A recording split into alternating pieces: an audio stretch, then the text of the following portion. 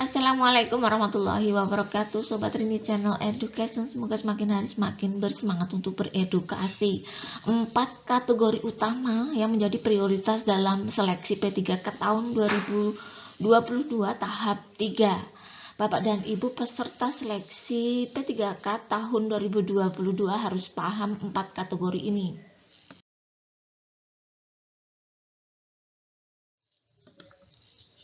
Terobosan baru oleh Kemenpan RB dalam pelaksanaan P3K guru tahun ke tahun semakin menguntungkan guru honorer.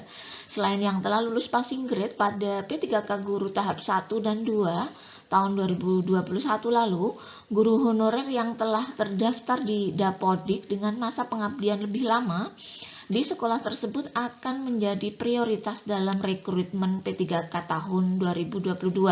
Jadi tidak ada memperhitungkan passing grade, tetapi juga memperhatikan masa pengabdian di sekolah menurut data Dapodik.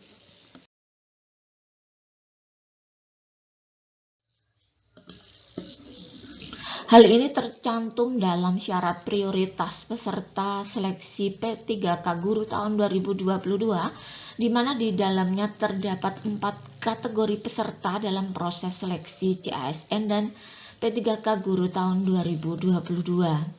Menjadi catatan juga bahwa bagi guru honorer yang sudah terdaftar lebih lama di Dapodik, dalam mengikuti proses seleksi P3K guru tahap 3 tahun 2022, terdapat keuntungan serta prioritas. Jadi, yang diperhitungkan lama dan tidaknya itu adalah data yang terdaftar di Dapodik.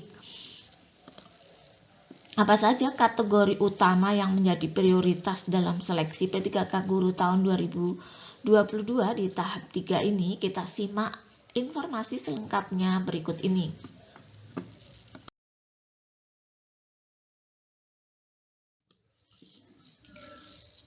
Kategori yang pertama yaitu guru yang lulus passing grade saat seleksi P3K guru tahun 2021 yang terdiri dari THK 2, guru honorer negeri, guru honorer swasta, serta guru PPG yang akan menjadi prioritas utama.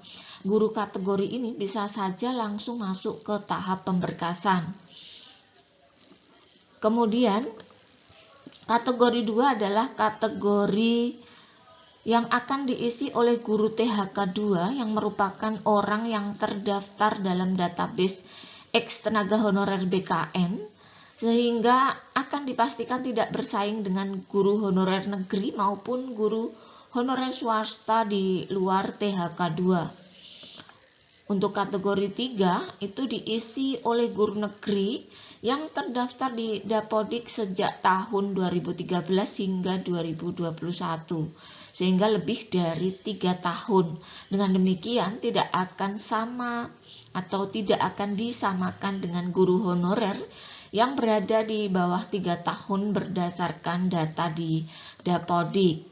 Selanjutnya adalah ditujukan untuk guru honorer negeri yang terdapat di Dapodik kurang dari 3 tahun.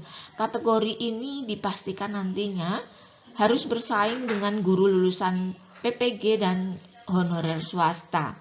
Nah, untuk Bapak dan Ibu yang masuk kategori-kategori prioritas, misalnya dia sudah masuk dalam kategori THK, jadi THK 2 yang memang mendapatkan prioritas, kemudian memiliki masa kerja lebih dari 3 tahun berdasarkan data Dapodik, dan juga sudah lulus passing grade. Nah, ini tentunya menjadi prioritas yang utama.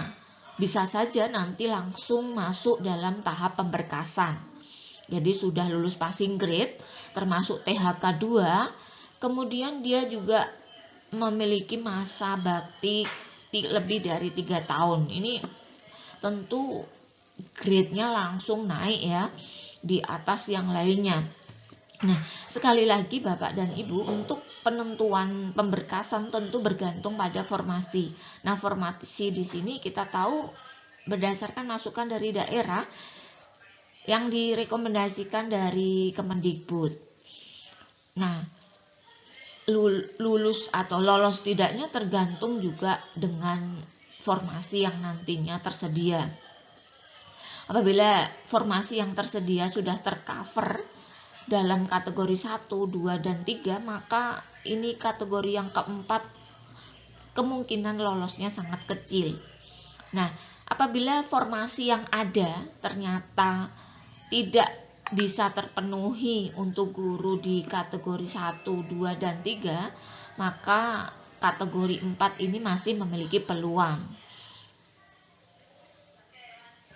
Nah, seperti itu Bapak dan Ibu. Nah, kita terus saja nanti mengikuti perkembangan lebih lanjut tentang prioritas utama dalam seleksi P3K tahap 3 ini ya, yang dilaksanakan di tahun 2022.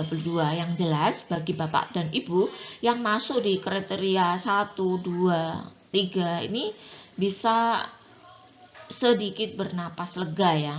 Masuk kategori 3 yakni sudah mengabdi lebih dari 3 tahun dan juga sudah passing grade. Nah, tentunya akan memiliki nilai poin lebih dibandingkan dengan yang masuk di kategori 4. Nah, demikian Bapak dan Ibu, mudah-mudahan informasi sederhana ini bisa membantu Bapak dan Ibu memberi gambaran tentang bagaimana nanti proses seleksi di tahap 3 tahun 2022.